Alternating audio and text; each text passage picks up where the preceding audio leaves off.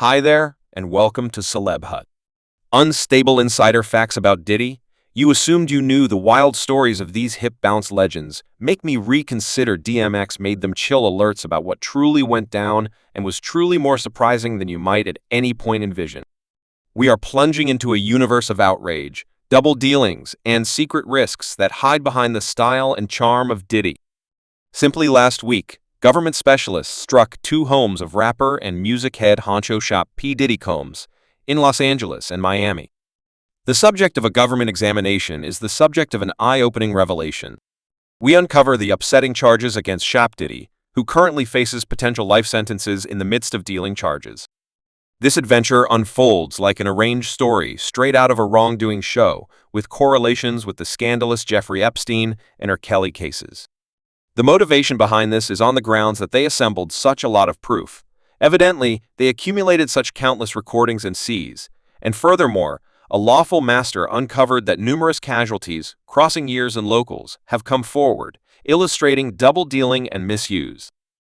Diddy's new misfortunes were ignited by allegations from his ex-Kessie Vore, which have opened the conduits for different casualties to stand up as the examination strengthens. Government specialists have struck Diddy properties looking for proof of dealing and other crimes. Aftermath is staggering, with the fewest sentences that could see Diddy in the slammer for quite a long time. I mean, as per Cassie's lawyers and what was accounted for, and how they stood up, they said they're taking an interest in the public authority, so we should perceive how this turns out among the various claims and allegations. Every story is more frightening than the keep going, revealing insight into a dim side of the music business that is frequently stowed away from general visibility. So prepare for an unfiltered investigation into the disarray and debate encompassing one of hip bounce's greatest names. This is a story of forced selling and a frantic mission for equity. I think industry talk, there's a many individuals who you realize who have worked for him. There's been stories around which is, not really uncommon, yet the outrage encompassing Diddy is only one piece of a lot bigger riddle to comprehend the full extent of the hip bounce industry's clouded side. We want to dig into the upset childhood of another notorious figure, DMX, whose biography peruses like a grasping show of flexibility and misfortune, had a craving from the road that should be filled. You understand what I'm talking about, and I'm the quality of the road. I'm the mouth of the road. Lord Simmons, on December 18, 1970, in Baltimore, Maryland, confronted huge difficulties since early on his dad deserted the family when he was youthful, leaving his mom, Arnett Simmons, to raise him and his sisters alone. The roads of Yonkers, New York, turned into his jungle gym, yet they were likewise a brutal and unforgiving climate. DMX's young life was set apart by neediness, viciousness, and misuse encounters that would shape his music and persona in a crude and genuine self-portrayal. DMX definite the heroin misuse he endured at home and the comfort he found in getting to know St. Canines. These creatures turned into his colleagues, and a wellspring of unrestricted love in a world that appeared to offer little generosity. He indeed even inked the name of his dearest canine, Boomer, on his back after Boomer died, representing the profound bond he imparted to his pets. This wild youth established the groundwork for DMX's flexibility and flourish characteristics that would later drive him to progress in the rap business. Notwithstanding the difficulties, he figured out how to channel his aggravation and battles into his music-making verses that resounded with fans overall as we investigated DMX's excursion. Obviously, his initial life was a cauldron, and his initial life was a pot that manufactured the crude, unfiltered creativity that characterized his profession, and I feel like I had something to demonstrate to you. Because by then, as the main craftsman in history, their initial two collections had appeared as number one, and I had 2 platinum collections in a single year.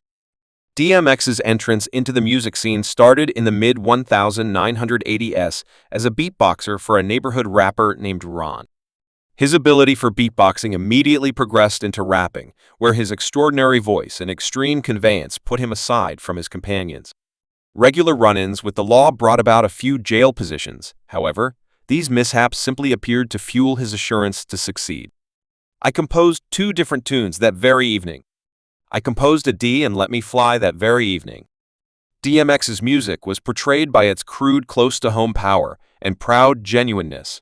Taxes like Party Up and What's My Name became songs of praise, mirroring his unfiltered point of view on life and the battles he confronted. His exhibitions were jolting, and his capacity to interface with his crowd was unmatched by the end of the 1990s. DMX was a rapper as well as a social peculiarity anyway. DMX's ascent to acclaim was not without its discussions. His vocation was defaced by clashes with other industry figures, most eminently Jay-Z. The unease between the two rappers was intense, stemming from their initial fights in the Bronx in the mid-90s. While the two specialists proceeded to make huge progress, their contention stayed a steady propensity in their professions. Yet I needed to figure. I'm like, all right, I need to sort out my space in this. The fight arrived at new levels when Jay-Z turned into the leader of DJam in 2004. DMX felt sold out, accepting that Jay-Z had utilized his situation to subvert his vocation as per industry insiders. DMX blamed Jay-Z for being envious and attacking his undertakings in interviews. DMX didn't keep down straightforwardly, censoring days and communicating his disappointment with how he was treated at DJam to St. Fanning the Fire were claims of double-dealing and control inside the business. DMX's life was a thrill ride of lawful difficulties. Substance misuse and monetary woes being addressed to address whether the music business enjoyed taking advantage of his weaknesses. His story fills in as an unmistakable sign of the hazier side of popularity and the heartless idea of the diversion business. In reality, everything is life. It occurs for you. Everything is for your most prominent great anyway.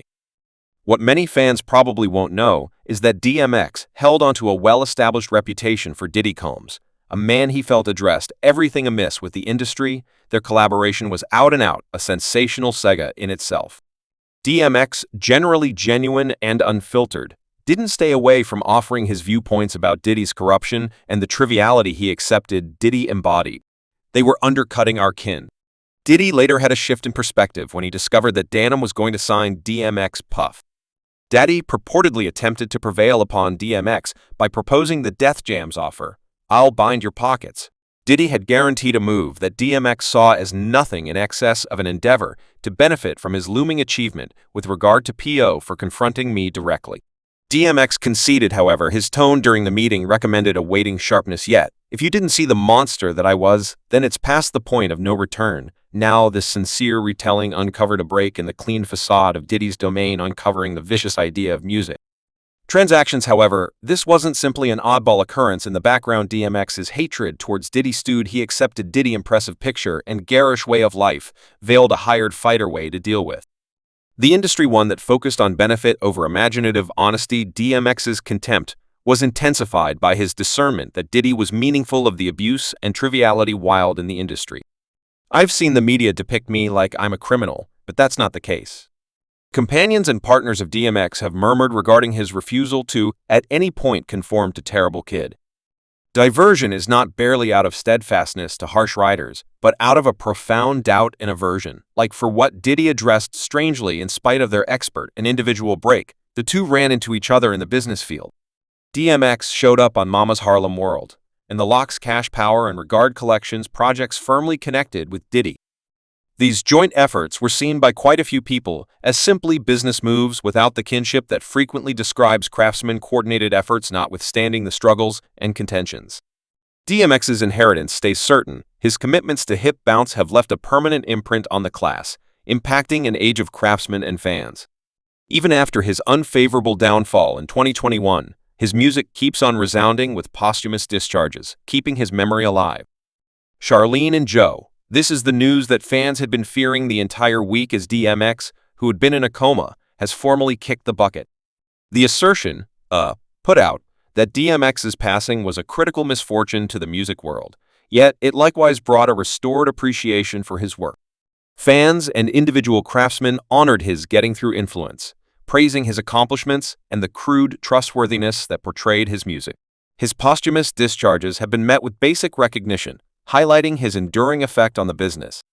Pondering DMX's profession plainly, his process was one of both victory and misfortune. He conquered gigantic afflictions to become one of the best and most compelling rappers of his time. His music, loaded with torment battles and reclamation, proceeds to motivate and move audience members, guaranteeing that his inheritance perseveres as we explore the complex and frequently cloudy universe of the music business. Subscribe Celeb Hut for more videos.